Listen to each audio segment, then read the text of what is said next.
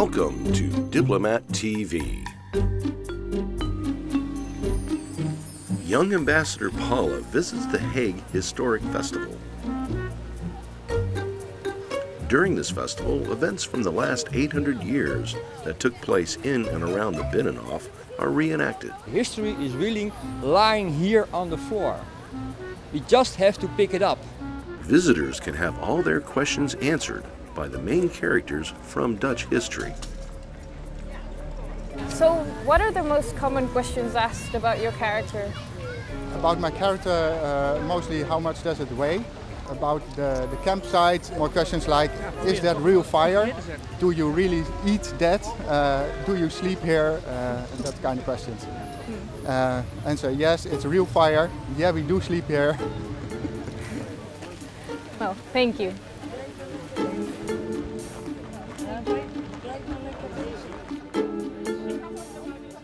Last year we had the first edition, 2016.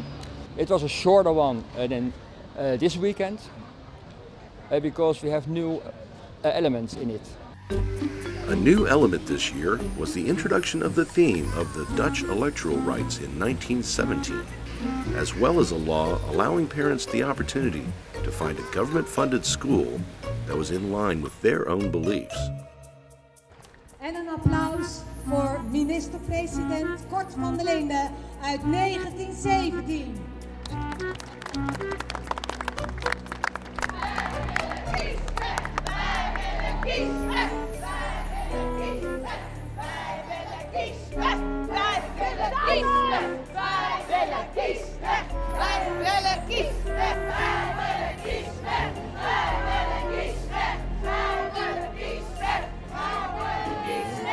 Mensen, uw wil is mij duidelijk. Niet voor niets ben ik, Kort van der Linden, uw minister-president. Dat ik wil regeren naar de wil van het volk. Ik zie, het algemeen kiesrecht is onvermijdelijk.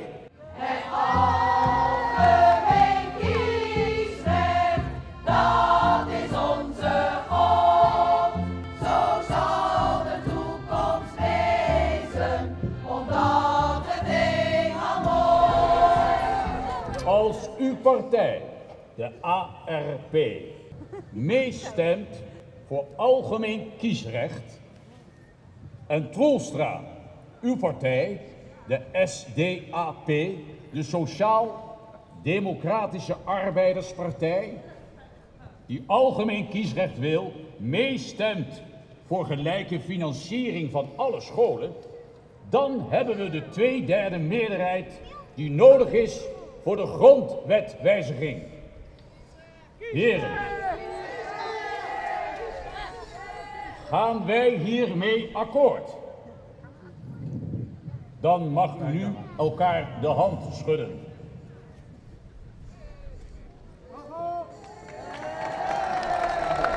De schoolstrijd is over. Laten we het pacificatie noemen. As the Ministry of Culture, Science and Education, why do you support this event? Well, this event is very important for us because 100 years ago a very important law came into force, and this law constitutes equal funding for all schools in the Netherlands. A very important event in our history. Maar hoe zit het nou met het vrouwenkiesrecht? Daarvoor is het op dit moment nog iets te vroeg. Wij willen kiesrecht! Wij willen kiesrecht! Wij willen kiesrecht! Wij willen kiesrecht! Could you tell us more about your character? Aletta Jacobs was the first woman in Holland who had the opportunity to study. She was the first medical student who was allowed to go into the colleges and to follow everything. And she was the first doctor. Kiesrecht! Daar gaat het om. Kiesrecht! Kiesrecht! Abraham Kuyper.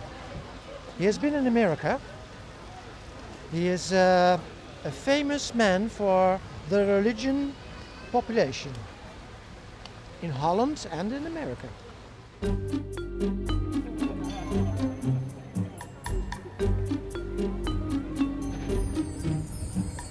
Johan de Wit, en velen van u weten dat misschien niet, was een fantastische man. Hij heeft gedurende 20 jaar ongeveer leiding gegeven aan de net ontstaande jonge republiek der 7 Verenigde Nederlanden. Hij was een volmaakte Hollander. Een hartelijk applaus voor minister Kort van der Linden. En een heel groot applaus, koningin Wilhelmina.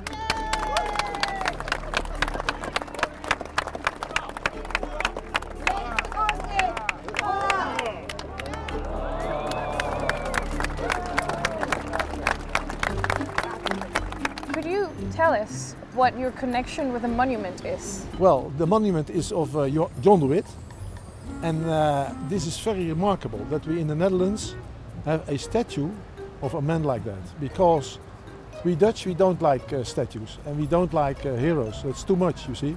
We are a flat country and everyone who hits the ceiling we don't like.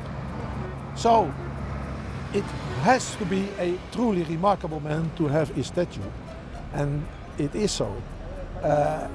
Just as an example, one of the ambassadors, I think it was of France, wrote to his king, Louis XIV, in the Netherlands there are only 4 people who cannot be bribed, and one of them is John de Wit. You know, at that time the states, the big shots, they had the power to decide. He was only the highest civil servant, but still he could manage because he was knowledgeable and was very clever in getting his way. Thank you. In 1672 zat Cornelis de Wit in de gevangenpoort in afwachting van zijn straf. And during the day, a huge crowd surrounded this prison and asked for the death sentence. And at one moment there was an idea that maybe the brothers had fled and were out, not in the building anymore. So they required that the brothers show themselves in front of the window. And the brothers must have realized then that their end was near. And indeed, at the end of the day, they were slaughtered like cows.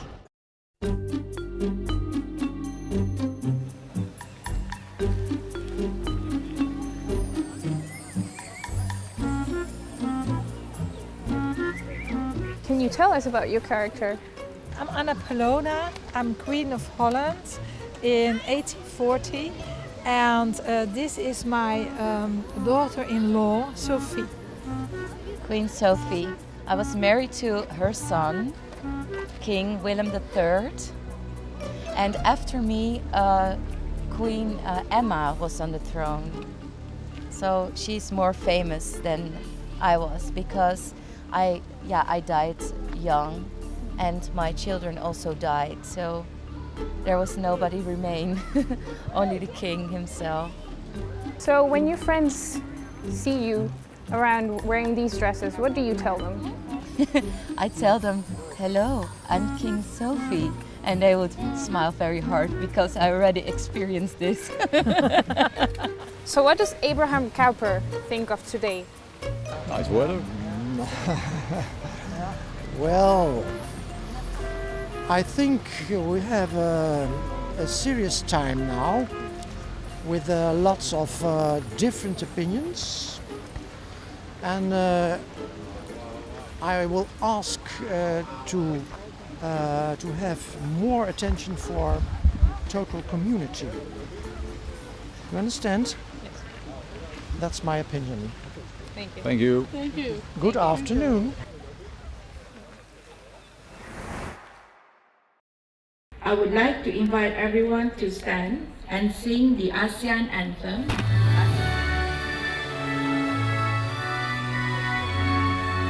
ASEAN is the Association of Southeast Asian Countries, which was created on August 8, 1967, when the foreign ministers of 5 countries, Indonesia, Malaysia, the Philippines, Singapore, and Thailand, signed the ASEAN Declaration.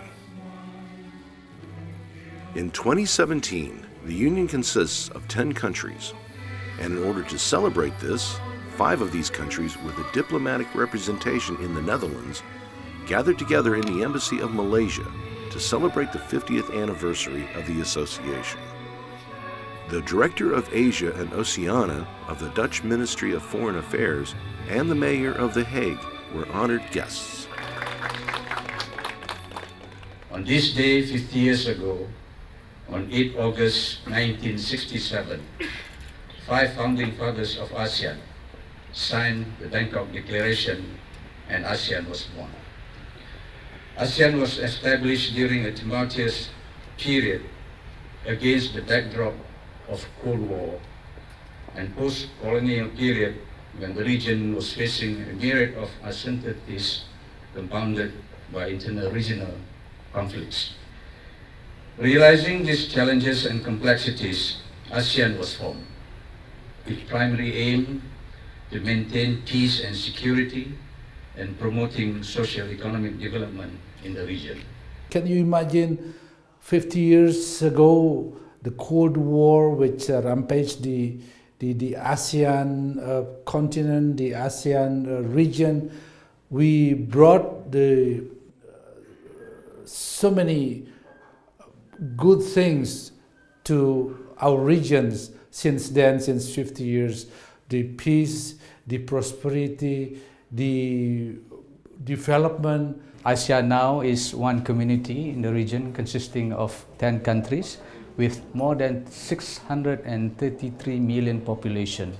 So we hope with this strength, ASEAN would be a force in every aspect, be it in economy, be it in other aspects, a regional grouping that is competitive, that can go along with other world community. This is an occasion for us to remind ourselves of what we were able to achieve this past 50 years. We've now developed an economic community. We're trying to develop a more cohesive political agenda, and of course, making ASEAN relevant to our respective peoples. And we have a blueprint for this for 2025. So of course, we've been actively take part in these ASEAN activities from the very beginning. So, and also Thailand is a founding member of ASEAN. So Thailand has been active all along as far as ASEAN is concerned. Vietnam became the member of ASEAN since 1995. Yeah, until now that's 22 years already. And when become the member of ASEAN, Vietnam contribute very active role in the activity of the ASEAN. The 5 countries with diplomatic representation in the Netherlands gave a cultural performance.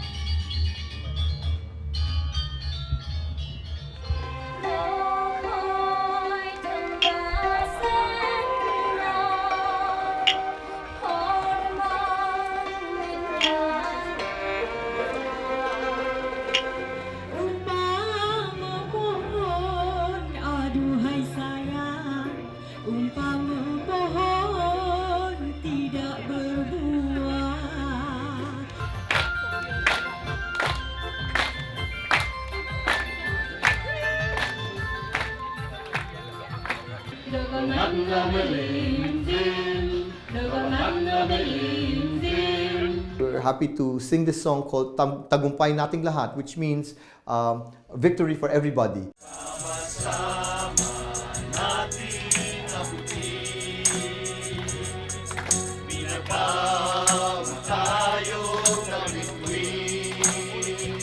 And the message was to we can achieve victory, or we can achieve our goals if we work together.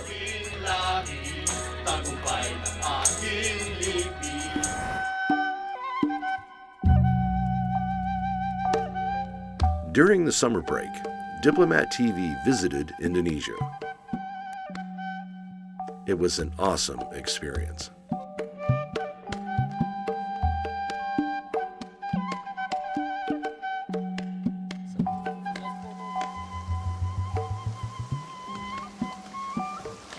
Indonesia is an archipelago comprised of thousands of islands. It's the world's 15th largest nation in terms of land area and the world's 7th largest in terms of combined sea and land area. Indonesia has a tropical climate with 2 distinct seasons, dry and monsoonal wet.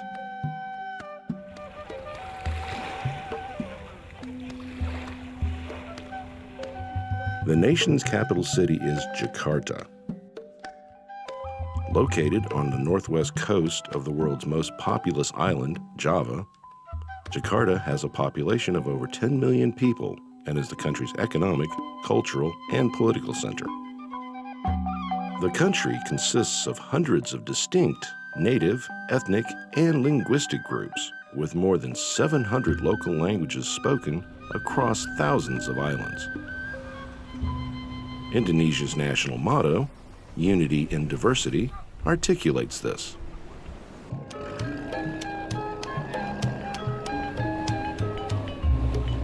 The Indonesian Ministry of Tourism organized a media trip to explore the beauty of Indonesia. Together with media groups from Namibia and South Africa, Diplomat TV took part in this program in which Java, Bali, and the Komodo Islands were highlighted.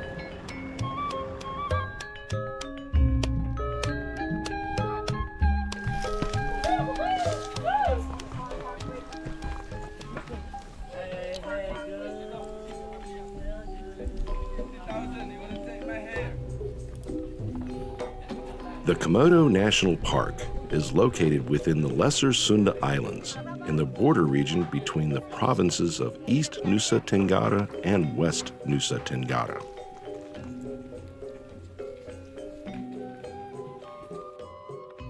In 1991, the Komodo National Park was declared a UNESCO World Heritage Site.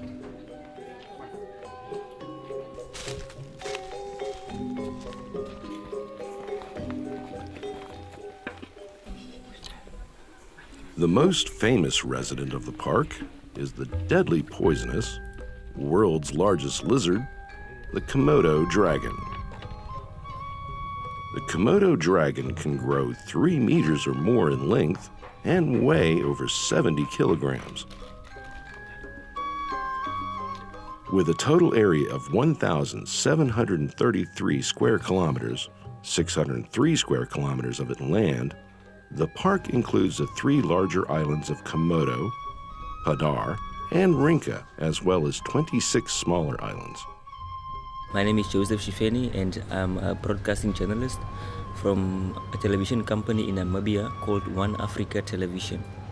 I think that Indonesia is a really great place. I used to only hear of it. I used to have a friend of mine.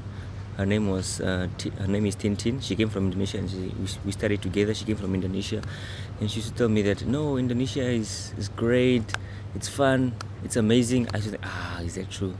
Then when I came here, I think she wasn't lying.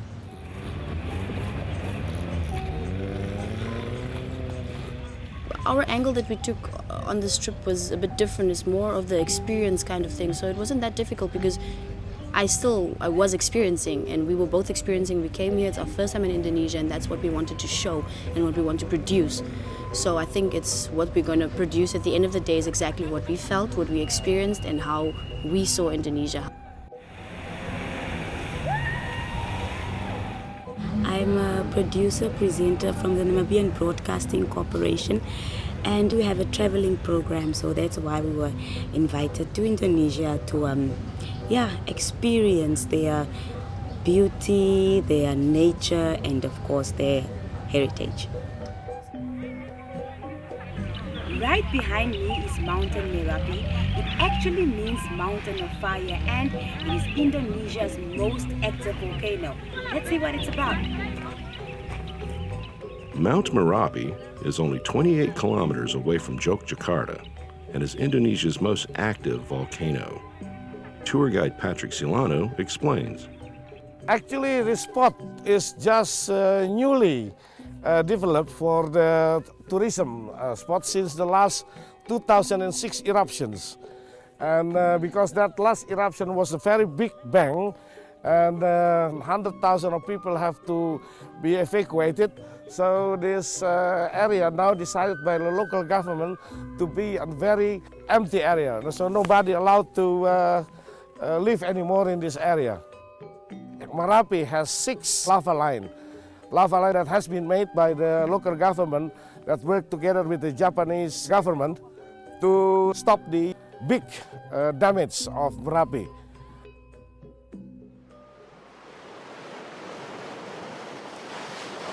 Pura Luhur Uluwatu is a Balinese sea temple in Uluwatu.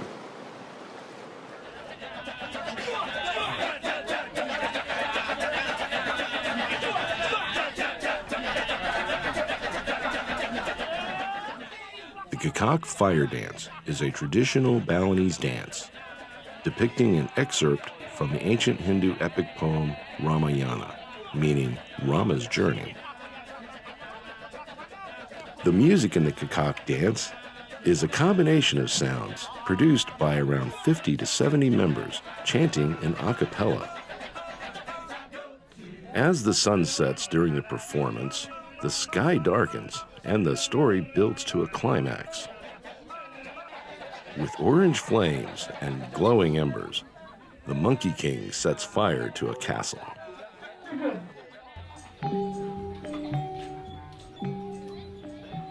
In the city of Yogyakarta is found the Sultan's Palace. The Sultans are part of a long tradition, and the Sultan is still the appointed governor of the Yogyakarta Special Region. From the moment that we started our trip and we arrived here, if you turn your head to this side, that's a perfect moment, and so it's just everywhere, especially the people are amazing, and I think that there was moments that it's just like that instant that I got that was so cool, and I will remember that, because this place has got an amazing energy and the people are just very sincere and they just live their life, which is fantastic.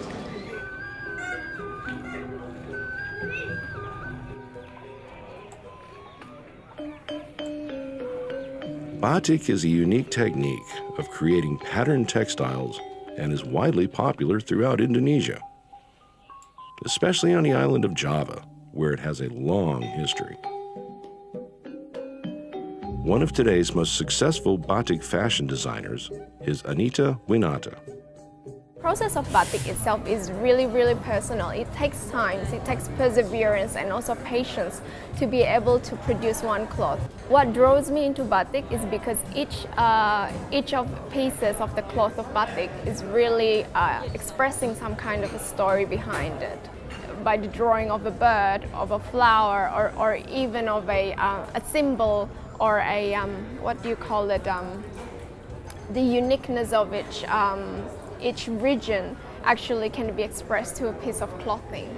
From my creation itself, it's actually really simple. I focus on the figure of a woman, so I would like to basically stress on the waistline. So my whole creation reflects on the 50s fashion. So I really like, kind of an Audrey Hepburn style.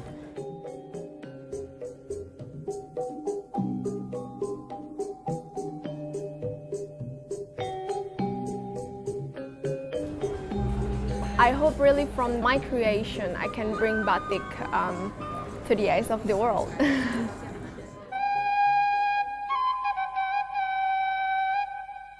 Mount Bromo in East Java is the most well-known active volcano in Indonesia and is part of the Bromo Tengger Semeru National Park.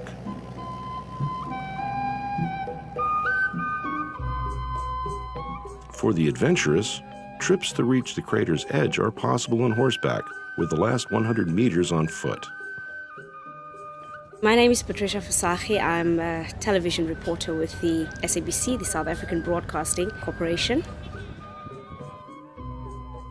We went to the top of Mount Bromo, just to see the magnitude of the volcano that's actually still active, and to go to the top and look down and see all the people streaming up and streaming down, and to get the fumes in your face. Like, it's something that is so real, and you almost can't believe that you're here inhaling it. And your lungs get that shock, and you're like, okay, I'm still alive.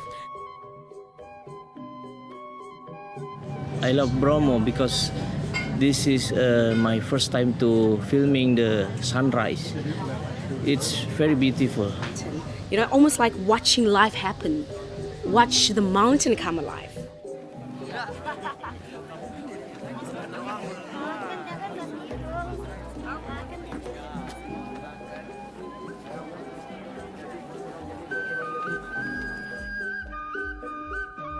Not far from Yogyakarta is Borobudur, a 9th century Buddhist temple. It is the world's biggest Buddhist monument and widely considered as one of the wonders of the world.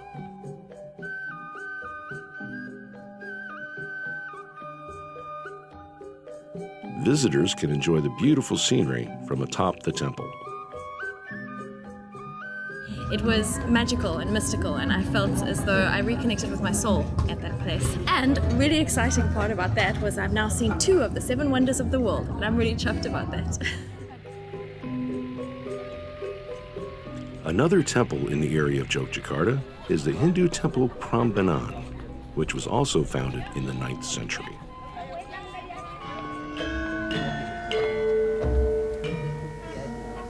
Being the largest Hindu temple in Southeast Asia, the beautiful and graceful temple of Prambanan is a magnificent spectacle and an icon of Indonesia's cultural heritage.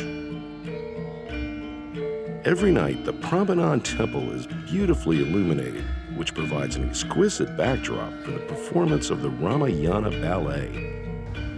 I have to say that Namibia and Indonesia are quite similar, and I didn't realize it until I got here, and I realized because when it comes to language-wise and food as well, I mean, the language, the Indonesian language is a lot of Dutch words, Netherlands, and we have Afrikaans in Namibia, and so it's very similar, the words. I can understand if someone says a word, for example, if they say parkeer, I know it's to park, because I know it's in Afrikaans, parkeer as well. And yeah, the food, well, our food is completely different, but it's got that same, the flavors, the ginger, it's got the chili. We like spicy food too also. The Indonesian cuisine is very diverse, with influences from Indian, Chinese, and many others. I would actually adjust my kitchen or my menu to that, because I'm very, very convinced about it, and I loved every single piece I had in Indonesia. In many dishes, coconut milk is added for that special soft taste.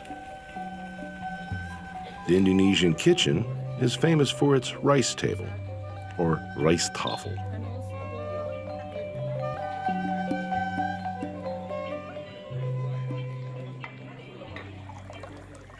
Time for a swim. And where better to go than Komodo Island's Pink Beach? At the Pink Beach, that was by far the best experience, because I'm not the best of swimmers. And although I didn't go far, I think I still had a great experience. It's the first time I'm seeing pink sand and the crystal clear waters, and it goes like crystal clear and it's like light blue and it's dark blue. Wow! It's like heaven has been on earth. It was very amazing. Most beautiful beach I've ever seen. The coral reefs was beautiful, the beautiful fishes, the ocean was warm. I've never snorkeled before, so that was absolutely great.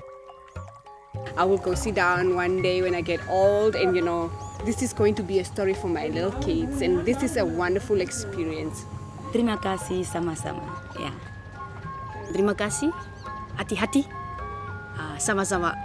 That's as far as I've learned. When I go back to Namibia, I'm going to share my experience, what I've learned here with others. And when they ask me, Joseph, where, can you suggest me a nice place I can go for honeymoon or holiday or whatever, I'll say, don't go anywhere else but Indonesia.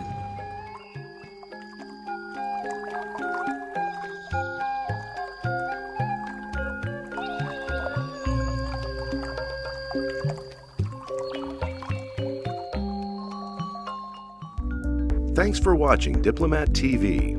For any feedback, ideas, or suggestions about our program, please email us at contact@diplomattv.com. You can watch this and other episodes at diplomattv.com.